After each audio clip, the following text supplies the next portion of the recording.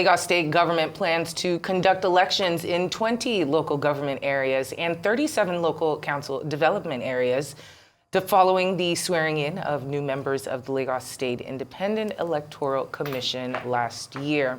While the move aims to improve local governance, it has raised legal concerns as only 20 LGAs are constitutionally recognized. Critics question the validity of the elections in the additional LCDAs, though the state government maintains the process will align with state laws. The legal challenges surrounding the LCDA's recognition by the federal government remain a key issue. Well, the Youth Party of Nigeria Acting National Publicity Secretary Ayodele Adio joins us right now to discuss the plan of the elections into Lagos 37 LCDAs, despite the constitutional limits and issues with the local government law amendment, as well as the impeachment of former Speaker Mudashiru Obasa. Good afternoon, and thank you for joining us here on Newsday. Thank you for having me.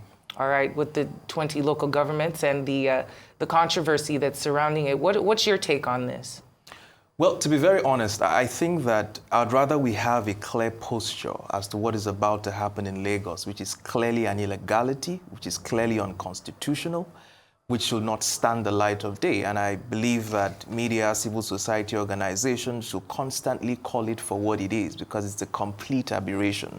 Because what they seek to do is to conduct elections in 20 local governments and 37 LCDAs.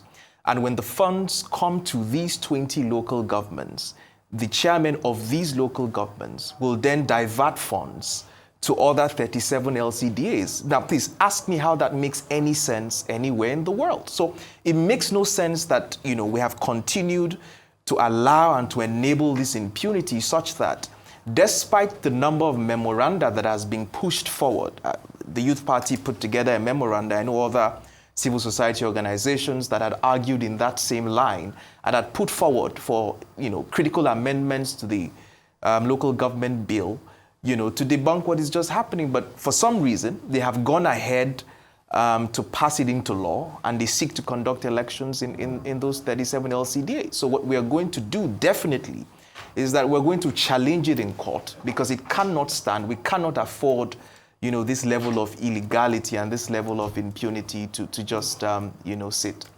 Now, I know that there was talk, of turning the 37 LCDAs into administrative areas that will run under the local government.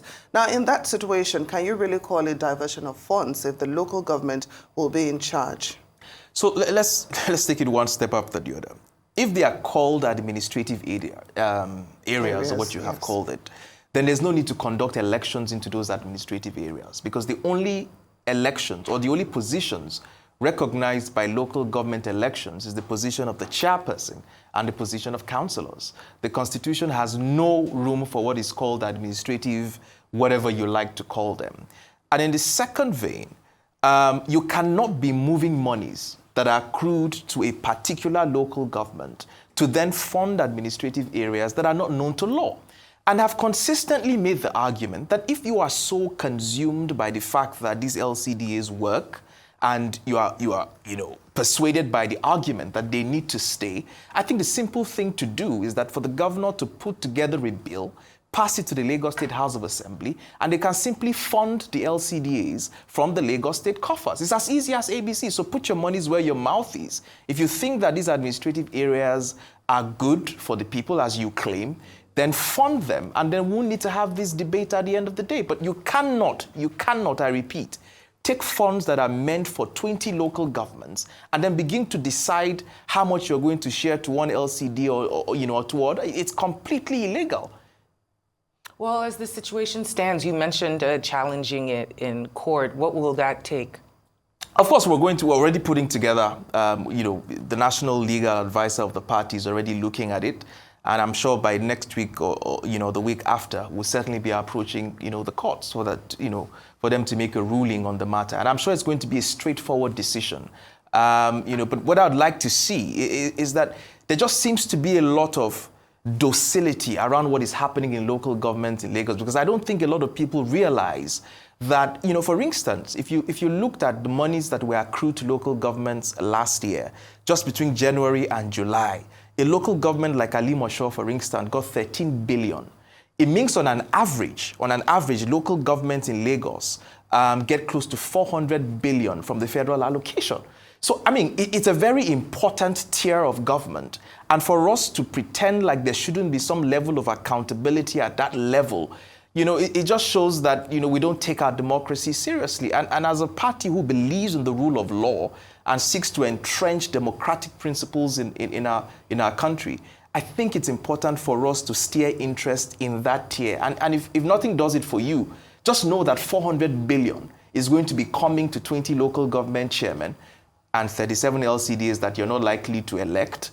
And then you need to ask questions of what those monies are going to be used for and where those monies are going to go. Well, I'd like you to talk to us, about the Lagos State House of Assembly amendment, to the local government law.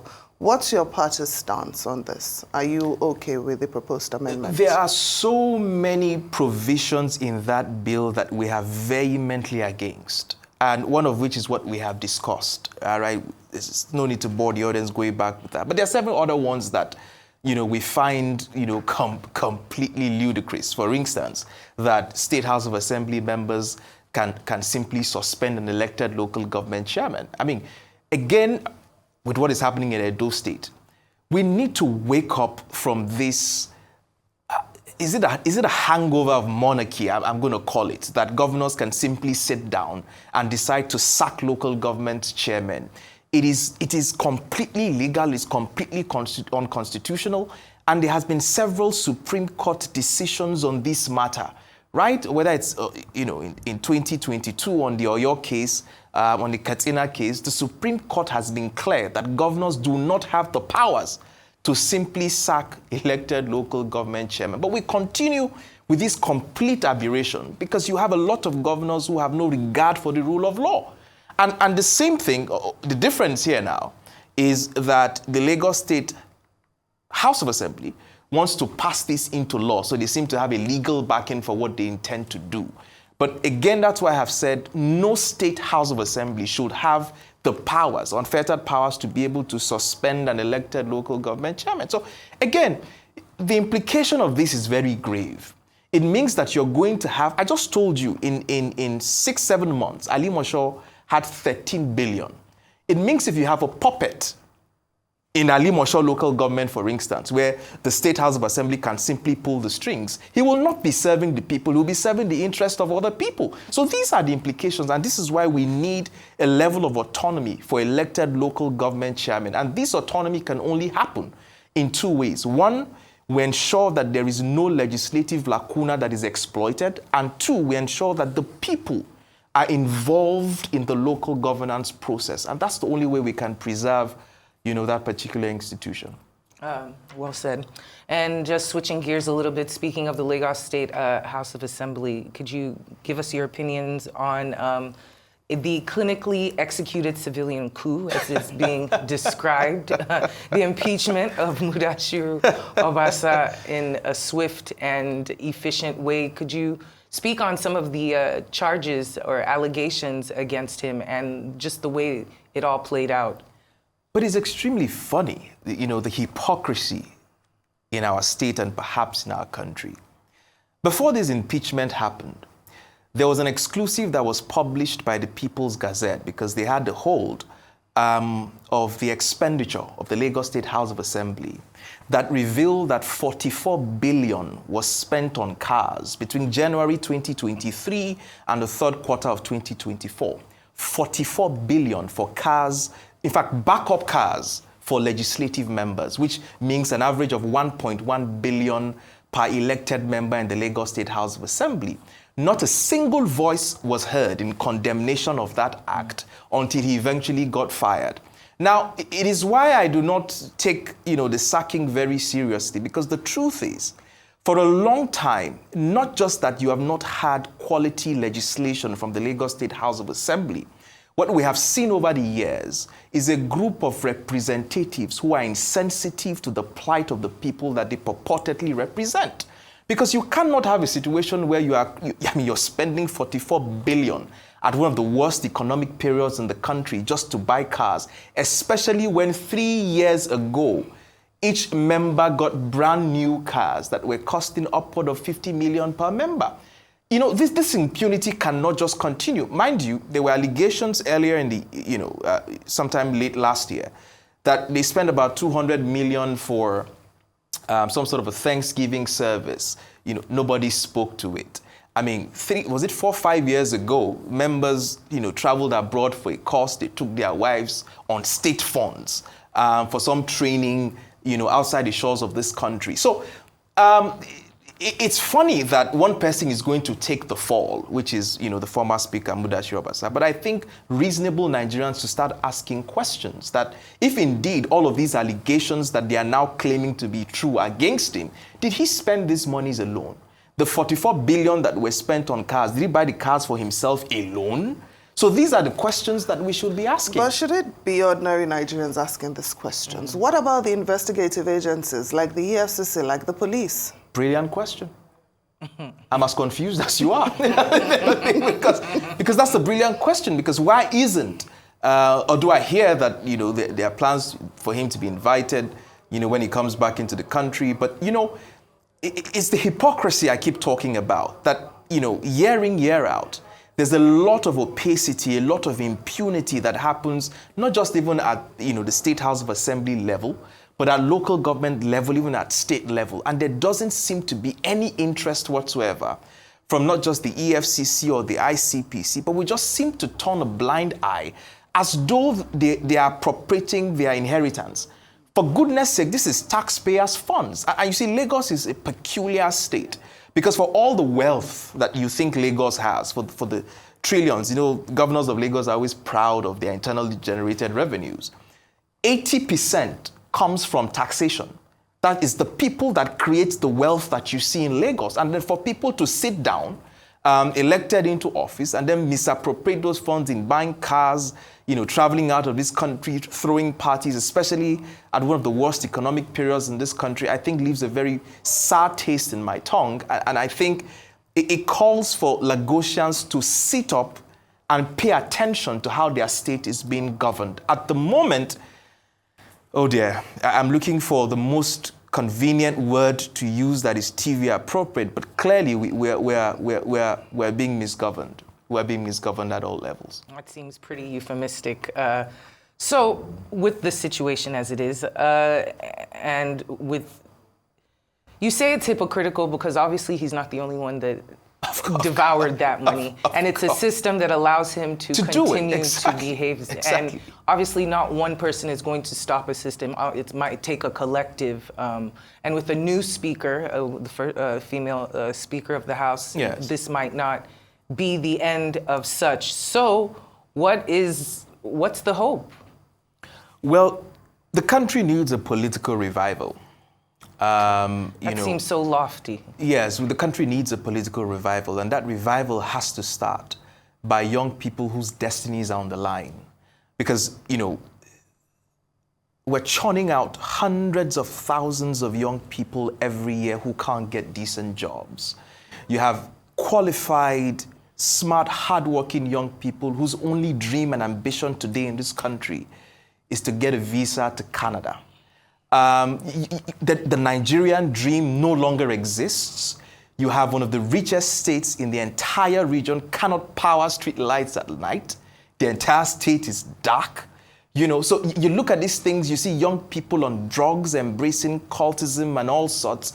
You see, there's almost a descent, into moral anarchy in Lagos State. And for me, without a political revival that starts with some level of, I like to call it a recognition of your self-worth and dignity that says we cannot continue to be governed by the worst of us. When people who are better qualified, who have the interest of the state and the country at heart, are left at the back burner.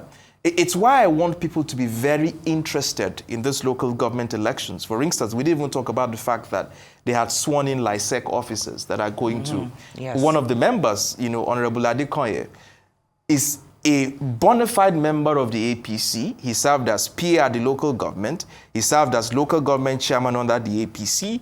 He also served as member of the State House of Assembly, and that's the person who is going to be deciding, the local government elections in Lagos. It's almost a parody, if you asked me, right? So what kind of free and fair elections would you expect from such a system? And if Lagos is going to be getting upwards of 400 billion to their local governments, you don't want those money controlled by people you did not elect, by people who are not answerable to you, and by people who do not have legitimacy. And so this revival starts by young people believing that they deserve better and participating in the process. Because like I always say, we are more than them. The number of people who want things to work are far more than the people who want the status quo to remain. And I believe that strongly. The only difference is that people should have the courage to participate in the process, to spare time.